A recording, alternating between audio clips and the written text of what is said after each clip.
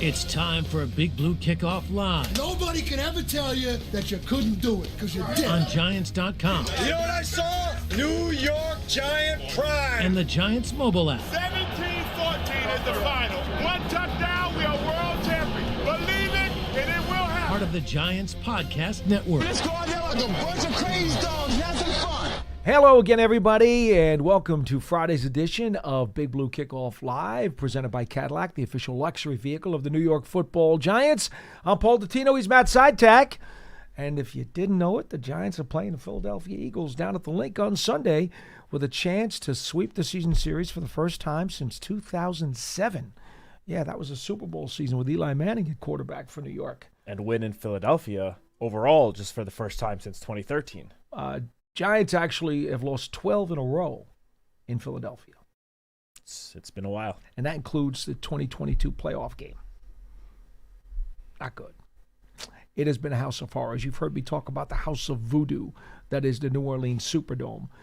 Well, the Link has been a house of horrors for the Giants. Quite honestly, some of those losses have been just as excruciating as what we have seen this year to Dallas and to New Orleans, where they have come right down to the wire. Giants have lost there in overtime. They have lost there on last-second field goals. They have lost there on final touchdown drives in the last minute of the game. It's been a encyclopedia of nasty defeats in that building, and we will see what happens this week. We did get some news earlier today, Matt, in terms of the Giants going out to practice. Brian Dable said everyone was going to try to go out and practice, but as it stood during the media portion, Paulson Adebo and Javon Holland were not out there during the open part of practice.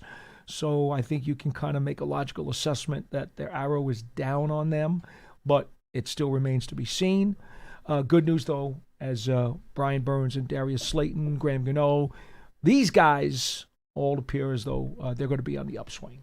Yeah, so we'll start, I guess, with the not great news in that Adebo and Holland, Coach did say not practicing today, along with Chauncey Golston. He did not rule them out. He said they're going to make a decision or see where they're at after practice and then make a decision. So I guess there's still a small chance, but the fact that they have been DNP all week doesn't leave me feeling too confident that, especially Adebo and Holland, that they will be out there, unfortunately. Golston was on the side with the trainers this morning. Just to make that clear. So that could mean, it's looking like another extended opportunity for Dane Belton and Deonte Banks. We'll see how they do. Hopefully a little better with a full week of practice and practice reps leading into this extended action, unlike last week when they were kind of thrown in because both of the Adebo and Holland suffered knee injuries. For the good news, Brian Burns, as Paul mentioned, and as Coach mentioned before, Brian Burns is out there practicing right now.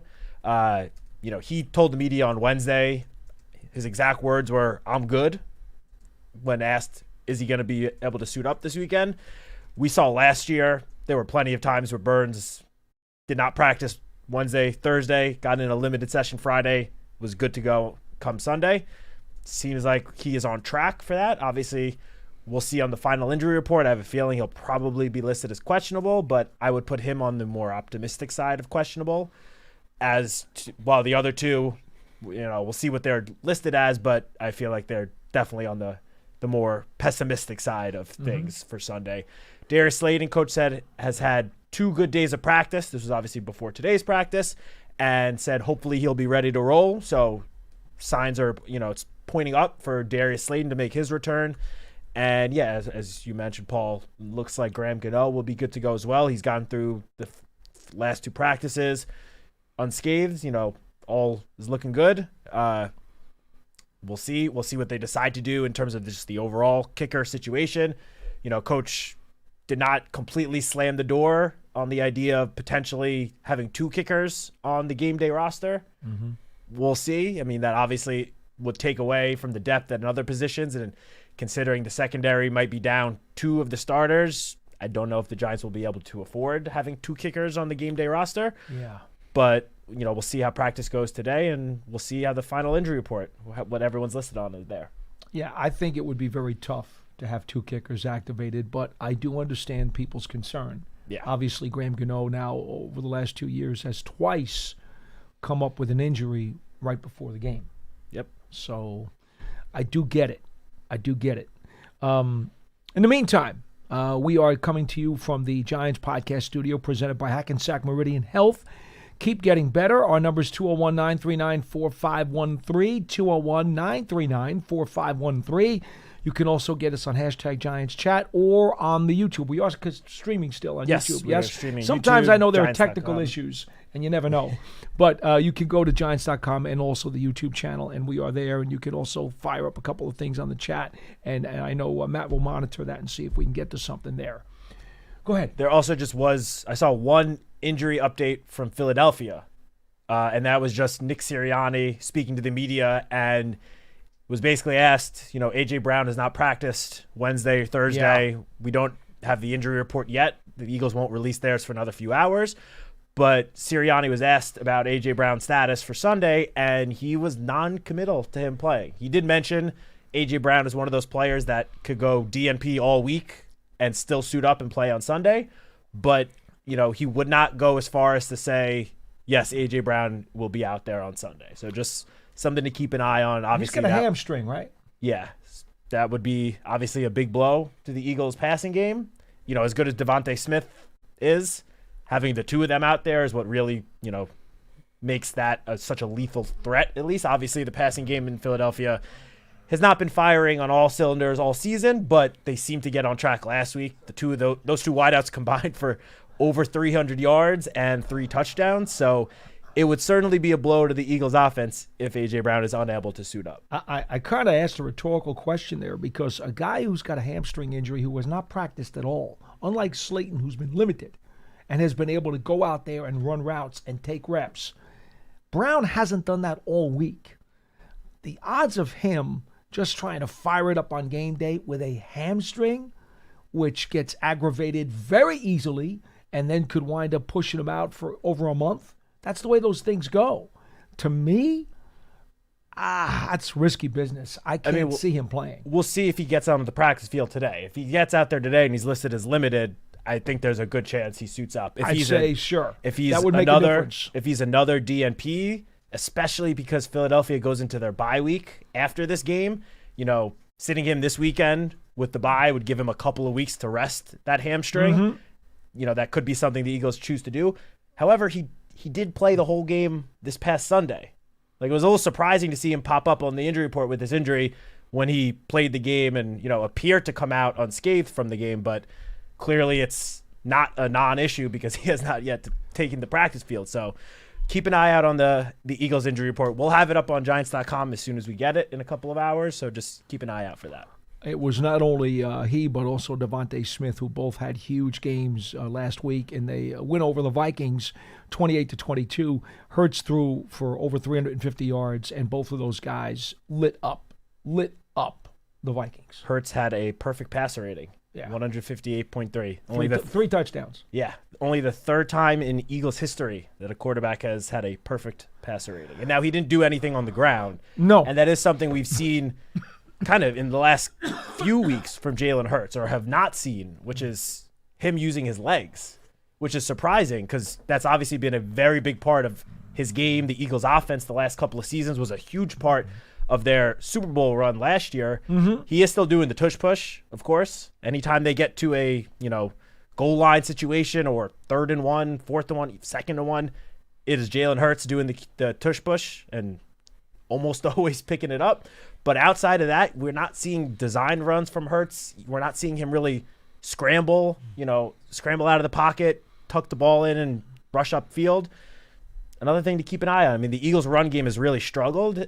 Some of it is because of the health of the offensive line, I think. But I feel like him not really being too much of a threat on the ground has led to some of the struggles from Saquon Barkley. Because as we all know, when you have a dual threat rushing quarterback, that opens lanes and makes things a lot easier for your running back to find some open space. Yeah, you mentioned the line. Juergens has been down all week with a knee. He's their starting center, and that's a big deal. And Landon Dickerson has been playing through an injury. He did return last week. He missed week 6, the last game against the Giants, but he returned last week. He's been limited. He'll be out there, Dickerson, but he's banged up. He's playing through an injury for sure. I think it's an ankle and a knee with him. Yeah. So, it's an interesting situation. I do want to refer you to the game a couple of weeks ago. Giants whacking the Eagles 34-17 here at MetLife Stadium, a game in which the Giants really had complete control and dominated in the second half as they pulled away and basically just laid the wood on Philadelphia. Now, this is a different story. You got a wounded Eagles team that's obviously going to be very angry and looking to give a little payback. You've got Saquon Barkley, who had 31 yards on the first 2 snaps of the game for the Eagles and then finished with only like 50-something yards all night. So the Giants did a phenomenal job of containing him. Can they do that a second time? Barkley's only run for over 60 yards once this year. He is, he's been listed with a sore knee numerous times this season. And honestly, the line has had a big impact on him because they're not giving him the room that he needs to run. We've seen that with the Giants many times before. He is partly a product of having some room. What running back isn't? So it remains to be seen exactly what the Giants will get out of Philadelphia. We know that Jalen Carter is going to play. He played against the Vikes last week, had a couple of quarterback hits, 3 tackles. He was not in the game at MetLife Stadium, and Scatteraboo ran 19 times for 98 yards and 3 touchdowns. And Matt, as much as I love Cam Scatteraboo, his life was a little bit easier without Carter in the lineup. Oh, 100%. And not to mention, Quinyon Mitchell left that game early and did not come back. And obviously, that's a cornerback, but that just helped open things up for the entire Giants offense. They picked on Adoree Jackson. Yeah. Who, speaking of, has also been on the injury report, has concussion not practiced protocol this week. Do actually, right on cue, have an update for the 3rd straight day. A.J. Brown is not practicing. I don't think that looks good for Philadelphia. It certainly puts him on the wrong side of questionable. I mean, Sirianni, again, did say he could still suit up without practicing, but this certainly puts him on, the more pessimistic side of being able to go on Sunday. All right, before we get to your calls, because, folks, I want to give you guys a chance to chime in on this one as soon as possible. Just want to mention one item here, because Coach Dable was asked, if you don't have a Debo, we know that Belton is going to be the guy who has to come in at safety to start. We understand that. That's pretty much a fait accompli. But if a Debo's not there, neither the defensive coordinator, Shane Bowen, nor Brian Dable would reveal what their plans would be. Now, one of the things you have to consider is that a Debo does sometimes travel. If Brown's not going to play for Philadelphia, I don't think you need to travel anybody. I mean, I would consider having Flott travel with Devontae Smith, at least when he's on the outside. In the slot, which he has lined up in the slot a good amount this year. I'd let Phillips have him. You let Phillips have him. Obviously, Phillips is going to need to step up in that situation. Yes. He's had his ups and downs, but yes. Devontae Smith is an incredibly talented receiver, no as we doubt. were talking about before. But when Devontae Smith is on the outside, if there's no A.J. Brown, even if there is A.J. Brown out there, Cordell Flott, his physical structure, makes him a much better matchup to guard Devontae Smith than A.J. Brown. A.J. Brown is a big physical guy and has, 40 pounds on Cordell Flott? That's why a Debo would travel with Brown the whole game. For sure. And Flott would probably have to travel. Obviously, he would have to travel with Smith unless he's in slot. If this happens, though, and Brown doesn't play, I don't know that I would travel Flott on Smith the whole game. I don't know that I would do that. I think like what you said, if he goes in slot, I'd let Phillips take him. I would not travel Flott in the slot with Smith. I mean, I agree, but I will say just the only counterpoint is obviously Flott does have a ton of experience playing in the slot. This year didn't work out so well. This year he's been on the outside for sure. That's not his forte. No, 100%. But again, Phillips has had his own fair share of ups and downs this season. I know. But certainly when he's on the outside, Devontae Smith, I'm having Flott play him every single snap on the outside, without a doubt. If A.J. Brown's not out there, without a doubt. I have no problem with that. In addition, the Giants, obviously, with Tay Banks, who, according to Coach, has had a good week of practice. There was a thought thrown out yesterday to Shane Bowen about Art Green, who, you know what? When he made this team, he showed that he could play some pretty solid corner during the preseason. So I don't know if he turns out to be an option or not, but that's something to keep an eye on if Banks gets off to a sluggish start and makes a couple of mistakes early. All right, folks, just remember, if you're not catching the show live, our entire podcast network is available on the Giants mobile app, podcast platforms everywhere, and at giants.com/podcasts. Don't forget, there are still season tickets available for the remainder of the Giants 2025 season. You get exclusive access to membership benefits, not just during the year or during the season itself, but all year round. Just go to giants.com/tickets. And finally, I do want to make sure that we mention this because it's the last chance you're going to have. The Giants Foundation will host a 5K race and kids run presented by Quest on Sunday. That's coming up at 9 a.m. at MetLife Stadium.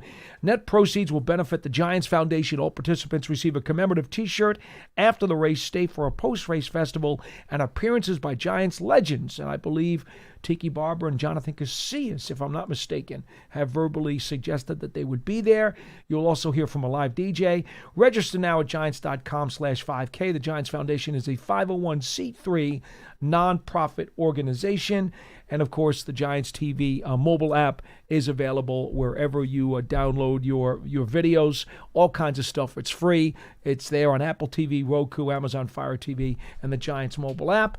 That will do it for the promos. Now the rest of the show is all about you folks as the Giants try to sweep the Philadelphia Eagles. And we go to Marcus in California. You are first on the program. Hello. Hey, how you guys doing? Very well, sir. How are you? Good. Man, still, mid-season, still have faith in the team, so let's go beat the Eagles. Say that off the bat.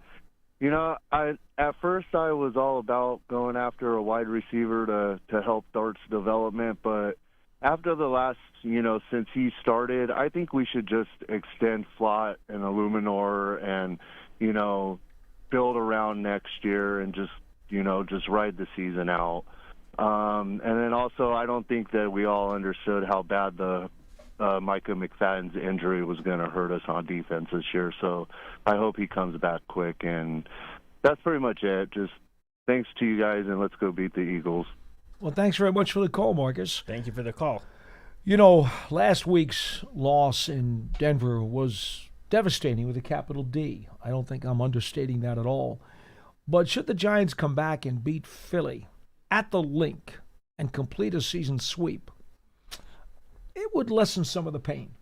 It's not going to make up for it. It won't make up for it, but it will lessen it. It'll help all of us push last week's game a little bit further back in our memory, for sure. I mean, I was going to say, obviously, I love coming on this podcast with you, with John. I was pretty happy this week that I didn't have to come on until Friday because it gave me a couple of extra days to sort of get last week's game at least a little bit further removed from the top of my mind because, I mean, you hit it. That was the roughest game in recent memory for me. I mean, this is my 7th season. It's definitely the most, heartbreaking loss that I've witnessed as an employee of the Giants. I mean, that game ended and I sat at my desk with my head on my desk in disbelief for like 5 full minutes, just trying to digest what just happened. So, yeah, a win on Sunday, not going to, make us just like pretend last week didn't happen, but certainly will help us get over it a little bit further and, flip the page and just focus on the rest of the season. We can't change what's done, not making up or not trying to make any sort of excuses or anything about what happened last week, but all we can do is turn the page and focus on this week and the future. It would be like a dish of ice cream after having been forced to gulp down an entire bottle of bad cough medicine. That's what it would be like. Folks, let's go back to the calls. Oh, just real quick about the caller, the first comment he made about bringing in a receiver. Well, the Giants did bring in a receiver this week. They signed Ray McLeod to the practice squad. Obviously, he had not done basically anything for the Falcons this year, but just last season, he played every game for the Falcons and set career highs, 62 receptions, 686 yards. He also has a ton of experience in the return game. Mm-hmm. We'll see if he ends up making it to the active roster at some point, whether it's this Sunday, a couple weeks from now, a month from now, whatever it might be. But that is some addition to the room, without having to give up draft capital, which I think is big. I kind of agree. I mean, the Giants are 2-5, and obviously there's still a lot of football to be played this season, 10 more games, but at some point you have to weigh, the pros and cons of dishing out future draft capital to help you. I mean, I've been saying this for weeks now, that the only way I would even consider a trade for a receiver is if it's someone that's under contract beyond this year that is going to be part of this team in 2026, maybe even beyond that. I concur with that, by the way. Trading for a rental, giving up draft capital for a rental receiver, that I don't see much of a point to that. No, not at all. So McLeod, by the way, had a pit stop with Buffalo, which yes, also allows the familiarity with basically what the Giants are doing offensively, and that would help acclimate him should they decide to try to bring his him rookie up to the 53. season. His rookie season in 2018 was with Buffalo and with Dave's. Dave's mentioned it yesterday when talking to the media about the addition. He said, obviously, the Bills' 2018 playbook, not exactly the same as the Giants' 2025 playbook, but there is some similar, terminology, verbiage. So hopefully we'll have speed up the acclimation process for McLeod. Joe in New Jersey, you're next on the program. Hello. Good afternoon, gentlemen. How are you? I'm a big fan, and I usually never catch your live performance, and I feel so fortunate today, being Friday, that I'm able to do that. Well, thank you so much. Thanks for calling, Joe. Yeah, Paul, I'm a big fan. Listen, I cannot get out of my mind, Paul, that face that you had last year versus the Dallas at the end zone. I cannot get that expression on your face when, with that. That was horrible. I just want to talk to today about the game in Denver. And I really think, honestly, now after this whole week has gone by and I'm able to, digest everything and watch the game over in highlights and hear everything, I honestly think they just burnt out at the end. I think they were out of gas, and it was a combination, of course, of the bad defensive play calling. And I really do think that they just basically gassed out. Looking forward to this week. It's as close as you can get to a home game. You're only going down the turnpike. I don't know if I go that far. Joe, pump the brakes, Joe. They've lost 12 straight in that building. There's nothing friendly about going to Philadelphia, okay? And it's not one of those away game, environments where there'll be a good percentage of Giants fans. Like, there'll be some sprinkled in, but that is going to be one hostile crowd on Sunday. If I may, Joe, if you ever get a chance to go on the road for a Giants game, don't go to Philly. I have. Okay, go to Tampa or Jacksonville, where there's a lot of transplanted New Yorkers and there's a lot of blue in that stadium. I'd even say go to Washington over Philly. Yeah, Washington's better too. I was at the Cowboy Stadium as well, and I was happily surprised that Cowboy fans in Dallas are actually friendlier than Jersey and New York Dallas fans. Okay. I was not in the crowd, so I can't speak to that, Joe. Absolutely. Well, thank you so much, and I'll let you comment on my comments. Thank you so much. Well, it's awfully nice of you to call. Thank you. Joe. Be well and try to call again soon. What do you think? I mean, it's Friday. We don't really have to go into last week's game into too much detail. I'm sure, that has been done on the show the last 4 days. Just about, the one comment Joe made, again, no excuses. The Giants should have won that game, but it did appear in the fourth quarter like the defense was just completely gassed. Mm-hmm. And again, not trying to make an excuse, but playing in Denver with the what's it called? The air, the atmosphere. Yeah, the air, just the level above sea that Denver is. It makes it very tough to get oxygen, and it showed. Like, the defense was completely gassed. Sucking in the oxygen tank every chance they got. Again, that's not an excuse because going into Denver, it's going to be like that. It's just there's no way as an opposing team to really prepare for that. Practicing in New Jersey here. So I just agree with Joe in that part that come the fourth quarter, the defense just looked completely gassed. And, again, I don't know how you can remedy that. I mean, Denver's obviously a place you only play once, every 8 years? Mm-hmm. So it's not much prep you can really do. No. I was told by some medical folks it truly takes you a week to acclimate yourself to that atmosphere if you really wanted to do it right. Well, what team is going to spend a whole week out there? Yeah, No, you nobody's can't. going to do that. But nonetheless, again, the Giants still should have won that game. Of course. By the way, in reference to the link in Philadelphia, I will say this.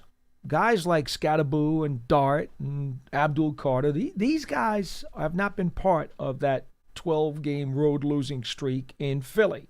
They have not. And they're quick to remind you of that because when the Giants played Dallas earlier this year, there were a lot of people said, well, you guys don't win in Dallas very often either. And they were like, okay, but that's not on us. We weren't here. That's the same mentality they've taken this week when people have mentioned the Eagles' dominance in that city. And in fact, Jackson Dart was very emphatic about he loves to play on the road. He loves the intensity. He loves the energy. He likes to win games on the road. He doesn't mind being the villain. And when he was asked about, well, you think you have played in anything that compares, he's like, I played in the SEC. Oh, yeah. And let me tell you, it's rough. And okay, what was the roughest rivalry that you... Well, let's see. Auburn, Alabama, LSU, Georgia. He just started rattling off the whole conference. He did leave one notable team off of the list. I know which one. Go right ahead. You tell the people because I know you have to. He did leave Vanderbilt off the list. Yeah. Now, when Jackson Dart was there for Ole Miss going to Vanderbilt, that was basically a home game for Ole Miss because over half the crowd would be Ole Miss fans. Yes. But not this year. We're not going to get into it. We're going to wait until later in the college football season to really dive into Vandy. But the point being that Jackson Dart, for sure, and also Cam Scatterboo was asked about it yesterday in front of his locker and said, look, it is awesome when the stadium supports the game and the teams and they give you energy and they boost it. He's like, but, if you're a visiting player, fine. Let them cheer. Let them root for their team. That's fine. They want to boost their team. Let them do it. That's fine. But you got to focus on your job. Do what you have to do and not deal with that. Just go out there and play. He actually thinks it's more fun to play in a stadium that's got life. I was going to say, the one thing that Jackson said about that I really liked was he was like, yeah, pregame, obviously I'm warming up, especially in the SEC. He goes, you warm up right in front of the school's student section. Mm-hmm. And obviously that is going to be, the most rowdy part of the entire college football stadium. And Jackson said, like, oh, yeah, I heard what they were screaming and shouting at me. I heard their disses, all the criticism and stuff, but I loved it. He's like, I just used that as extra fuel, put extra chips on my shoulder right before kickoff. And, obviously those environments, as tough as going into Philly is, those SEC environments, that's just a whole nother level. So I do think Jackson is very, very prepared for the hostile crowd that he's about to go face. And I hope those fans in Philadelphia start shouting as soon as he takes the field for warmups. Please start shouting things at Jackson because that's just going to fire him out. I'll just remind you folks of this. Parcells' teams, they loved playing in Philadelphia. They thought it was hysterical. The stuff that they would hear, stuff that would get thrown at them, they thought it was funny because Parcells knew how to beat them, and so did that team. I was going to say, it used to be a lot more fun to go down to Philadelphia than the last decade plus. Coughlin's teams were the same way. Coughlin's teams won down there. That was not a rare Giants win in Philly when Coughlin was the coach, and we all know what Shockey and Burris and Barber used to do to them. So look, if Jackson Dart wants to take that approach, maybe that will work for him and rub off on the rest of the team, and maybe they'll go down there and stick it to them. We'll see. Yeah, and I don't think Cam Scatterboo needs any extra motivation or anything else to get him fired up. He seems pretty fired up every game day. The man grew up running into telephone poles. You think a Philadelphia crowd can be tougher than a telephone pole? The guy's fired up, not even on game days. I mean, we see him playing ping pong in the locker room during the week, and he treats it as if he's out there on a Sunday on the field, like screaming after every point, smashing as every chance he gets to slam a shot in ping pong. Cam Scatterboo does, and he's screaming after every point. It's absolutely hilarious, but it's what you'd expect from him.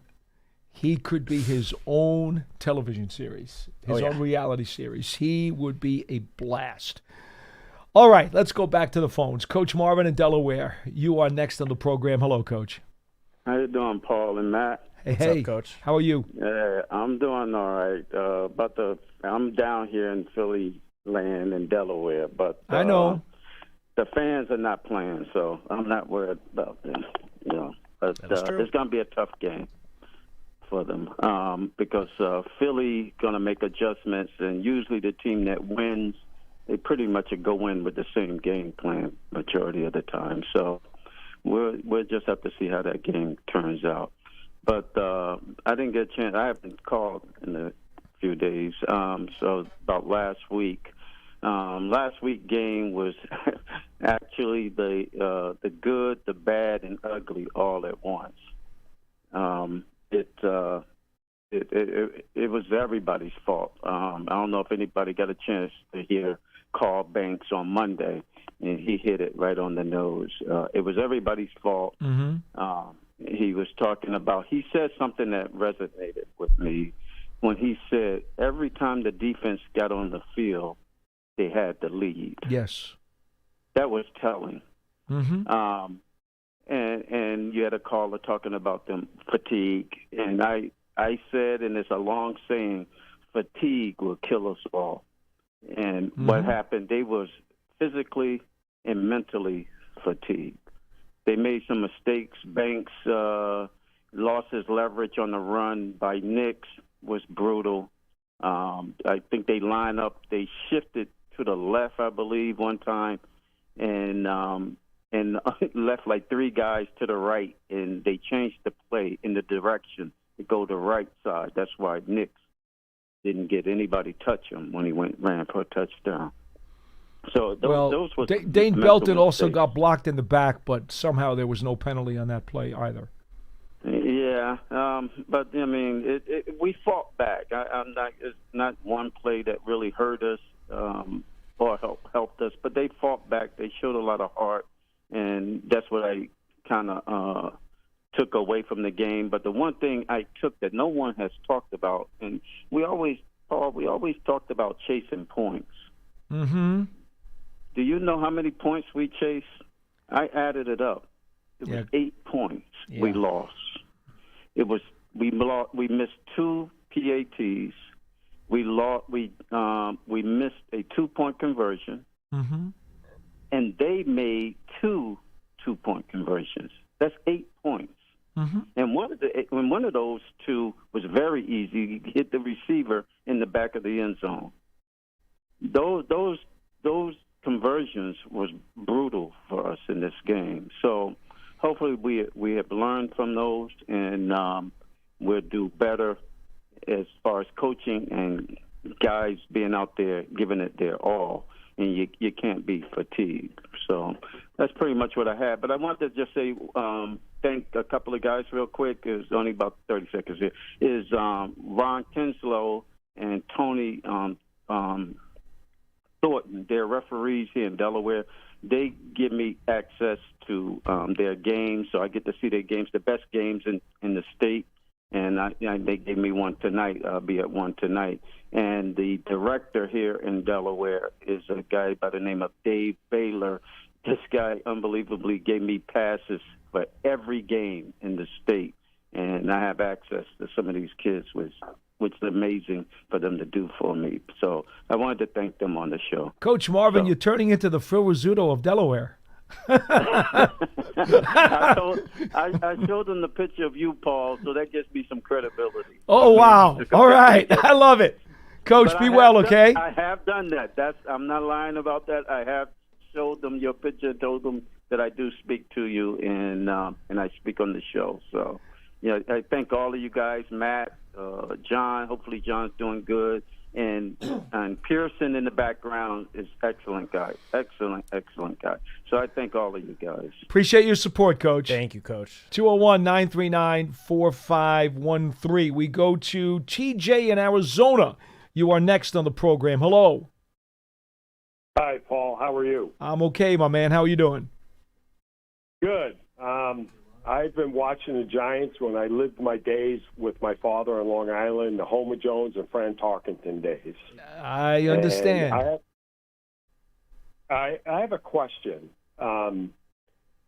Why aren't they using Gunner like they do Wandale in the slot, because to me he seems like he'd be a pest like Edelman and Welker were with the Patriots. Is there any chance of them starting to use him instead of just on punt returns? It was always one of the options that we have discussed on this program since the season started. Like, okay, if this doesn't work or somebody gets hurt, what can you do with Gunnar Olszewski? Because he had an incredible training camp. When he got called back, okay, due to the injury to Ford Wheaton, he just grabbed that roster spot by the throat and said, "I'm not letting go," and was spectacular throughout the month of August. And I think it's fair to say that those of us who watched him started to contemplate, well, what if maybe he was a little bit a part of the offense? For whatever reason, they've decided not to go there. Yeah, he has played only 3 snaps on offense all season. And, considering obviously the Giants have had some injuries at wide receiver, starting to get a little healthier, again, with Slayton looking like he's got a good chance to go on Sunday. I don't know if now is when they're going to try putting Gunnar out at wide receiver. I think it might take an injury to Wan'Dale Robinson, which obviously we hope does not happen, but it might take something like that to happen for them to really give him an extended look in the slot, because Wan'Dale has been having so much success. I mean, now Wan'Dale has lined up a good amount outside as well. Yes. Coach Dable mentioned this earlier in the week that they've really lined him up all over the field, and he's really done well no matter where they've lined him up. But the fact that given all the injuries that the Giants have had at the position, Gunnar has still only played 3 snaps at wide receiver, or 3 snaps at all on offense, for whatever reason, it makes me think that they don't think that is, the best strategy. Again, that could change. We see things change all the time, but for now, it doesn't seem like it's too likely. Now, TJ, I would add one other caveat here. Remember, when we talked about during the offseason, would Hyatt step up and be a significant part of that rotation? And if he did not, what options would the Giants have? And my favorite option, which anything about me at all, I will always go heavy double tight end package. Well, as it's turned out, not only when Neighbors went down with the injury and Hyatt hasn't truly stepped up his game significantly, and then Slayton went and got hurt. Well, actually, even before Slayton got hurt in New Orleans, the Giants decided to go with a heavy package and use a lot of double tight ends. That's always been, in my opinion, a very palatable option when you're down a wide receiver, because I think the Giants have 2 tight ends who I like their skill set and I like what they provide. They seem to have, as a coaching staff, for the most part, gone in that direction. That seems to be their favored direction over the past month. They don't stick with it throughout the course of the game for 4 quarters, but they do seem to have a propensity to go double tight ends rather than just coming out with another wide receiver, which Olszewski would certainly be one of those options. Yeah, I mean, Theo obviously is the starting tight end. He's had a significant role on offense all season, but it's really Daniel Bellinger over the last few weeks that has seen his snaps really increase. This past week obviously was, I would say, the most successful day for the 2 tight ends together. Bellinger played 67.5% of the snaps. He played 52 offensive snaps, and Theo obviously played 68.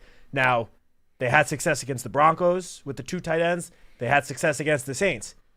They did not have much success against the Eagles. Against the Eagles in Week 6, those 2 combined, it was only Theo had 2 catches for 20-something yards. Bellinger was held without a catch. The Eagles are one of the best teams against the tight end this year. Hold on. What you're missing there is that they succeeded with their blocking and their protection schemes. Oh, no, for sure. And Scatterbo ran for 98 in part because those tight ends helped block. Just since the original question was about Gunnar, I was just talking about as pass catchers. But this is not just a wide receiver question. They obviously do more than just catch passes. Yeah. They're crucial to the run game. It's a schematic question more than it is a wide receiver personnel question, to be honest. Fair. I understand all that. I don't know. For me, it's an extra weapon to kind of throw off the defense on, okay, why is Gunnar in here? And another thing, and I'll cut it short here, guys. Another thing I hope I do not see Sunday is a three-man rush if they're down by a field goal. I do not want to see that. And the Giants have a very talented defense. Their defensive backs, questionable, but I really hope I don't see an eight-man drop when they're down a field goal. I've never agreed with that. Don't give the team any yardage. Sure, you're taking the chance that if you blitz, they can throw over the top, but that'll still leave you time on the clock. I pray to God I don't see a three-man rush again. Thanks, guys, Paul. Thank you, TJ. I appreciate you guys taking my phone call. Anytime. Please call again. TJ. So, just to put a cap on the Gunner situation, the Gunner question, I'll just say this: like as you mentioned, he showed us during training camp, and during the preseason, he can line up at receiver and he can catch passes outside too. The only thing I will say is this is his 7th season in the NFL.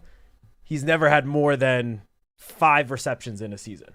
So it's not like it's just, the Giants being like, I don't know if he's, good for an extended role as a receiver. The Patriots for 3 seasons felt the same way. The Steelers for a couple of seasons didn't really try him much out there. So he just hasn't done much as a receiver through his entire NFL career. That's not saying he can't, but clearly there's a reason why all these teams are not relying on him as, not even going to say a full-time receiver, but even more of what, we have seen from him as a wide receiver. I think this is the first time in his career he's been a full-time punt and kickoff returner. Well, last year. Doing both. Oh, kick and both. Yeah. Both. I think so too. He's usually been just one. He did not do both last year. No, he's usually been just one. Yeah. This year, and I don't think the Patriots used him as a kickoff returner. I think he was a punt returner for them. And this year he's been doing full-time both. He's dabbled in it, but I don't think it's ever been his full-time job. So the 2020 season when he was first team All-Pro, right? He did return both. He returned the whole full-time? Well, he says he had 20 punts, led the league with 346 punt return yards, and 18 kickoffs. And the following year, again, 18 kickoffs, 26 punt returns. 18, that's probably part-time. I don't think that's full-time. That probably is not a full-time. Yeah, I don't think so. Returner. But he has been here this year. He's full-time. Yes. So 100%. I don't know if that has anything to do with it either. But it's certainly interesting that they decided to give him a full-time job on both units. And especially, I'm glad you brought up this year, because especially this year with how significant now kick returns are, how much more significant they are. Teams are treating that like, not that it's always been treated as its own position, kick returner, but it has so much more added importance this year with the new kickoff rules that's a good point. That probably is why they don't want to risk putting him out at wide receiver, because he is pretty crucial to the return game. He's a very smart return man. Yeah. He knows exactly how to play the ball, where to go, what to do with it. And by the way, man, is he tough. Oh, yeah. This guy would chew nails for breakfast. One of the toughest guys on the team. There's no doubt. May not look at just from looking at him, on game day in his jersey. He really is. Oh yeah. All right, Jessica in Connecticut, you're next on the show. Hello, Jessica. How are you? Hey, Paul. Hey, Matt. How are you guys? Good. How are you?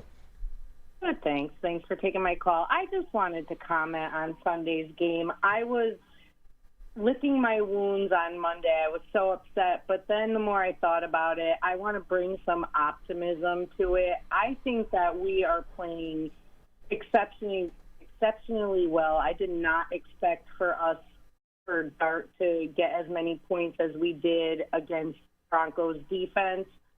I don't know what happened, but from a nursing perspective, the altitude can definitely get to you and make you feel taxed. So I don't know if that's what happened. No one knows. But, I feel like Dart, my observation is that he really takes his mistakes that he makes and tries to learn from them and better himself. So I just feel I had no expectations really going into this season. I just really wanted us to be competitive, and I do see that. And I'm just feeling, that we could compete against any team now. And my two favorites that I would love to for the Giants to smoke are the Cowboys and the Eagles. Okay. Can't argue with you there. I was just going to say, I agree. Don't you want to throw Washington into the mix just for the heck of it? Well, them too. But, like, even this game on Sunday, like, I want to see if the Cowboys can hold the Broncos to, like, scoring like we did. The Cowboys fans love to say stuff about the Giants. And, we were running the show for that game. So I'll be curious. I hope they lose. Jessica, it always pays to scoreboard watch. I tell my dad all the time, from week one, right from the get-go of the season, I scoreboard watch. And I look and I see, okay, well, it's not only the teams in your division, but every team in your conference. If they're playing an interconference game, you want them to lose. You want the AFC team to win every time they play an NFC club, because you never know if your club could possibly be involved in a wild card tiebreaker. So stick every NFC team with a loss every single Sunday if you can. And just about this matchup, the Broncos-Cowboys matchup in particular, the Giants' defense, say what you want about it, hasn't been, amazing all year by any means, but the Cowboys' defense has been awful all year. They have been bad. They are among the worst defenses in the NFL. I think the Denver offense will have a lot more success early on against the Cowboys than they had against the Giants. So I don't think that the Cowboys could end up winning this game. I'm not saying that's not possible, but I don't think it's going to be, a tight, low-scoring game. Like, the Cowboys are going to score a lot of points, but they're also going to give up a lot of points. That is going to be, what the final score last week was 33-32. Could be a similar score to that, if not even more points in that game. Oh, yeah. I'm hoping that I could say, well, you know what? At least the Giants ran the show, and it was 19-0 till the fourth quarter. So what do you guys have to say about that? But the team I am worried about, I watched the Detroit game on Monday night. I feel like they're going to be a tough defense. Well, look, we understand that if the Giants play up to their capabilities as well as they can play, they played 7 straight quarters of terrific football. When you look at the 4 against Philadelphia and then the first 3 against Denver, that 7-quarter stretch, that's the potential. That's what we thought we saw during training camp and during the offseason, that would be the real New York Giants. And that team should be hovering around 500 for sure, realistically, the whole season. But that's not what the Giants have done. They've gone on the field, and they've looked like the real Giants at some points, and then at other points, they have just absolutely fallen apart. And so all I can say to you, Jessica, is if the real Giants come to play, the Giants that we know and believe they are, they can be competitive with every team on their schedule. They can be. I believe that. Yeah, and we don't even have Malik Neighbors. I know. We don't even.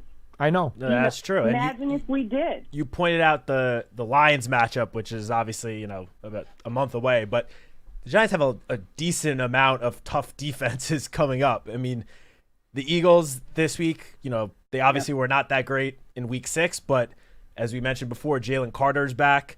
Quinyon Mitchell will be in this game, and unfortunately, a familiar face in Brandon Graham has decided to unretire, of course, for this week. Why not? To come back just for he will. this Giants of course. game. Are you kidding So me? I He expect better not be cleared to play. He's been full in practice all week. I hear I'd he be will shocked be. if he's I not hear out he will there. be. So I think the Eagles will put out a better defensive performance.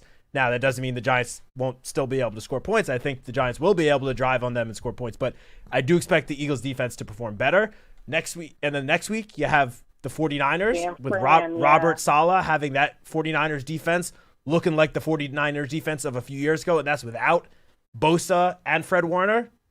The Bears defense does not concern me too much, but the Packers defense, not perfect, but that defensive front, Micah Parsons, we obviously have plenty of familiarity with him. Oh, yeah. Then the Detroit game. Then the week after that is the Monday night game against the Patriots, where the Patriots defense, far from perfect, but they have probably the best run defense in the NFL right now. So they look good, the Patriots. So that is just a very tough. We knew this going into the year, our schedule was very tough. But just on the defensive side of the ball, those are some tough matchups to come up. Obviously, you don't want to look ahead.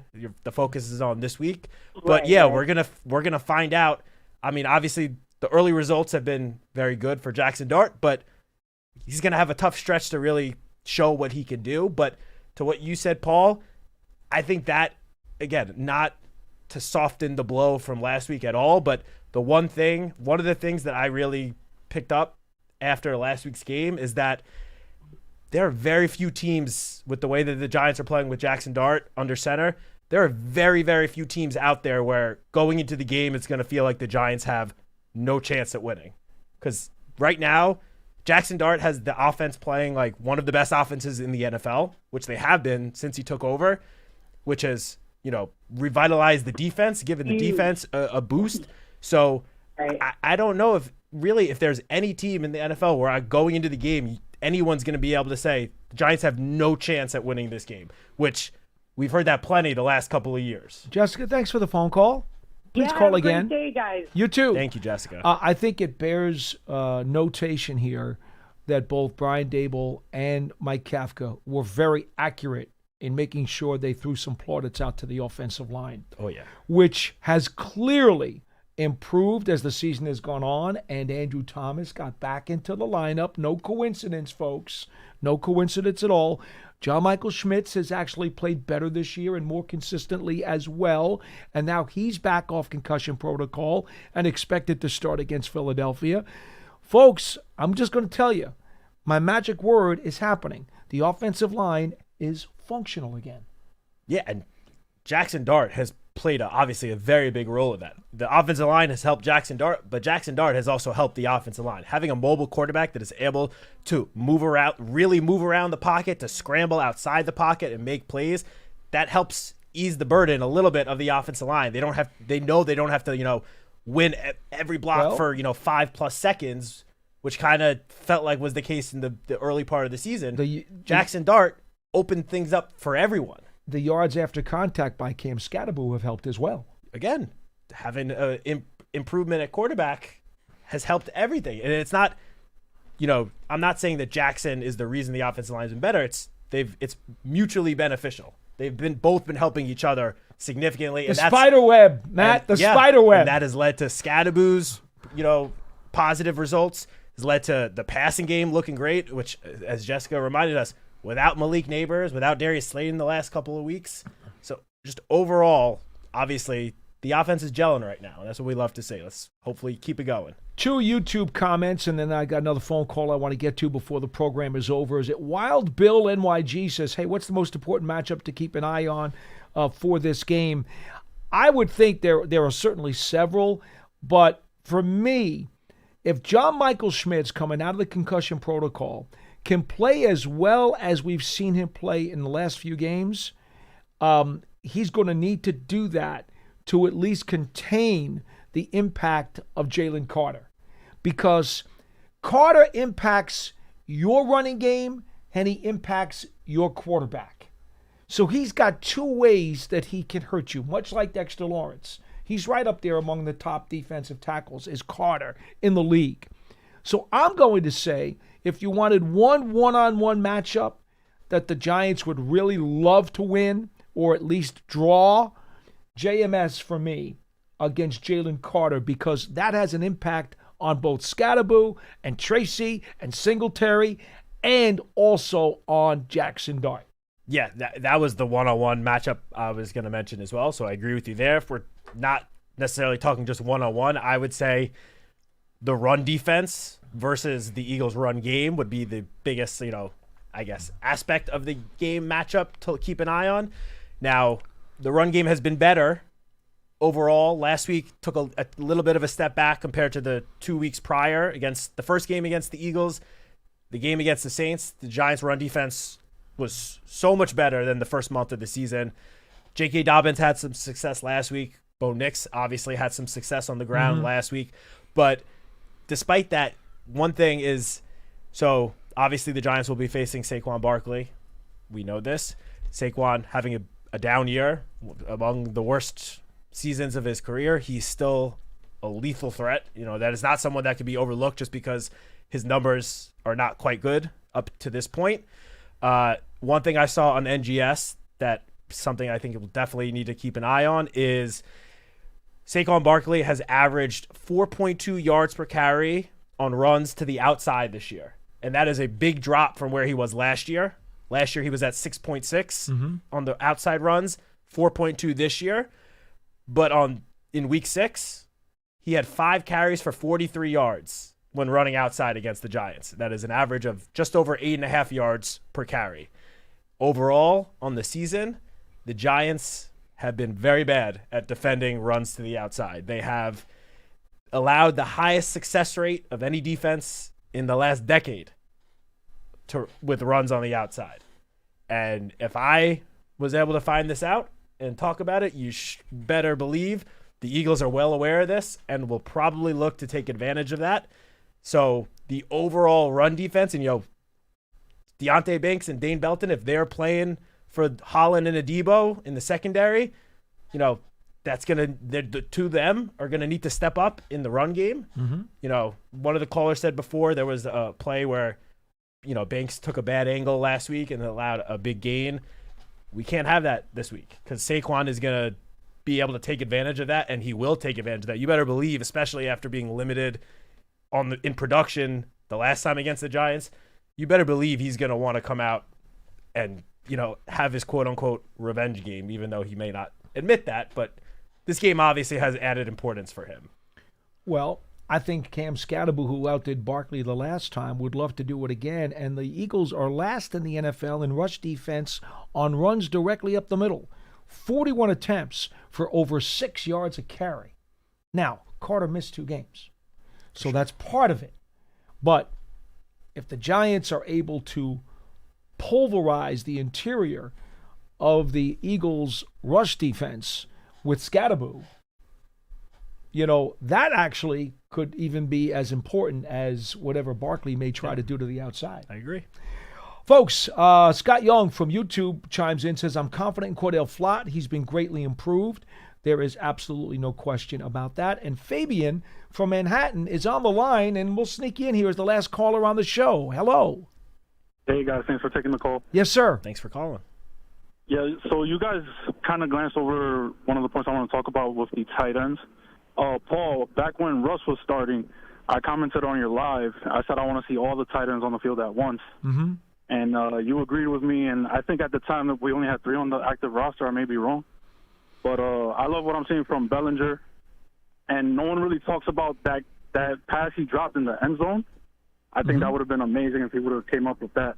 It would have been a whole different conversation. But I love what I'm seeing from that standpoint. Yeah, I've always been in favor, again, depending upon the matchup. I don't think you do it all the time every week. But depending upon the matchup, I like going with the heavy personnel package. A lot of double tight ends. And on occasion, depending upon the situation in the game, I don't mind going heavy with the 3 tight ends or even an extra lineman as the 3rd tight end. I'm a bully ball kind of guy. That's just old school. And I do think that we have found over the last couple of years of the NFL, the more successful teams that are making the playoffs are teams that can run more power run game and can be more physical and be more forceful and aggressive and nasty along the line of scrimmage. And that's what usually happens when you go to a heavy formation. 100%. I mean, again, I know we discussed this a few minutes ago, but the tight ends are really going to have a big impact in the run game for sure. They have the last couple of weeks. It's led to Scatterbo's, improved production. And I was starting to say this before and got cut off, but the Eagles have been tremendous at stopping tight ends in the passing game. Tight ends have not been able to basically catch anything. True. The Eagles are 3rd in the league. Only 2 through 7 games, they've allowed a total of 220 receiving yards to the tight ends this year. That's the 3rd lowest in the league. They've only allowed 28 receptions, 1 touchdown. I do think Theo and Bellinger can still have a big impact in this game, and it would be in the run game, the overall blocking, pass protection. I just don't know. I hope I'm wrong, but I don't know how much they'll be able to add in the passing game itself in terms of catching passes. In this matchup, that's fair. In this matchup alone. Understood. Obviously, we've seen the last couple of weeks what they could do in other matchups, but just in this matchup, it might be up to the receivers and to just Jackson Dart to make plays himself. Yep. In order to move the ball through the air against this team. Folks, we got to get to the locker room. Practice just ended, so we are going to depart. That'll do it for this edition of Big Blue Kickoff Live, presented by Cadillac, the official luxury vehicle of the New York Football Giants. And as always, we have come to you from the Giants Podcast Studio, presented by Hackensack Meridian Health. Keep getting better. Sunday in Philadelphia, 1 o'clock kickoff, Giants and Eagles. Don't forget the WFAN pregame show starts at 11 a.m. The postgame show follows, and also postgame live on MSG. As soon as the game is over, you can flip it over on your TV dial to MSG, and we'll have all the live coverage for you there. And Giants.com. And Giants.com as well. That's right. Hopefully all the mechanisms will be working correctly. Well, last week was an MSG problem, not a Giants.com problem. That is true. Just putting that out. I just said all the mechanisms. That includes everybody. For Matt Citak, I'm Paul Dottino. We'll see you next time.